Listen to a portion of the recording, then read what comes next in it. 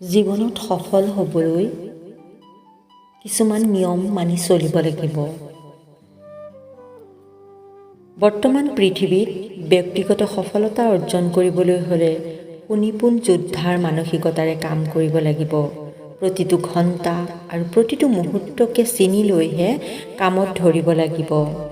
আপোনাৰ সাহস বৃদ্ধিৰ বাবে এনে আগ্ৰাসী মনোভাৱ গঢ়ি তোলাৰ বিশেষ প্ৰয়োজন আছে। উপৰ্যুপৰি ইতিবাচক কামবোৰে আমাৰ হতাশাগ্ৰস্ততাক দূৰলৈ ঠেলি দিয়ে। এনেদৰে কাম কৰাৰ বাবে প্ৰথমতে নিজৰ ওপৰতে বিশ্বাস ৰাখিব লাগে। নিজকে আপুনি যি বুলি ভাবে আচলতে আপুনি আনতকৈও বেছি ভালহে।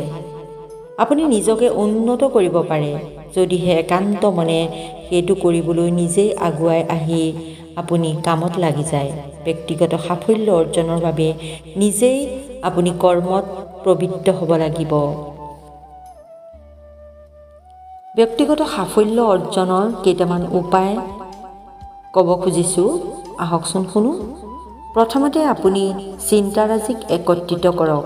কোনটো বিষয়ত আপুনি লক্ষ্য নিৰ্ধাৰণ কৰিব বিচাৰে সেই সম্বন্ধে একান্ত ধাৰণা অৰ্জন কৰিব লাগিব। তাৰ পাছত নিৰ্ধাৰিত সেই এটা দিশতে আপোনাৰ সমস্ত মন প্ৰাণ ঢালি দি কামত লাগি যাব লাগিব। আপোনাৰ একাগ্ৰতা কেতিয়াও ভংগ হ'বলৈ নিদিব। লক্ষ্যবস্তু কিদৰে নিৰ্ধাৰণ কৰিব তাৰ বাবে এটা সঠিক পৰিকল্পনা যুগুত কৰিব লাগিব। কিমান দিনৰ ভিতৰত আপুনি আপোনাৰ লক্ষ্যত উপনীত হ'ব পাৰিব তাৰ বাবে এটা নিৰ্দিষ্ট সময়সীমা নিৰ্ধাৰণ কৰি ল'ব লাগে।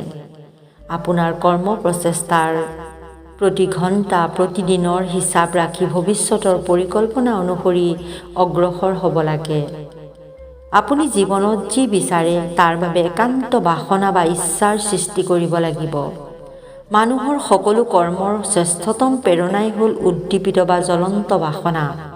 সাৰ্থকতাৰ স্বৰূপ উপলব্ধি কৰিবলৈ এই বাসনাৰ জন্ম দিব লাগিব। নিজৰ মন আৰু কৰ্মৰ ওপৰত একানপতীয়া বিশ্বাস ৰাখিবলৈ যত্ন কৰক। সকলো ধৰণৰ বাধা বিপত্তিক নেওচা দি নিজৰ পৰিকল্পিত পথেৰে অগ্ৰসৰ হওক। সাফল্য আপোনাৰ হাতত, ই ধৰা দিবই। সেয়ে আজিৰে পৰা আপুনি বলিষ্ঠ আত্মবিশ্বাসেৰে নিজৰ মতামত প্ৰকাশ কৰিবলৈ শিকক। উৎসাহপূৰ্ণ কাৰ্যকলাপৰ সহায়ত মনৰ ভয় সংশয় দূৰ কৰক।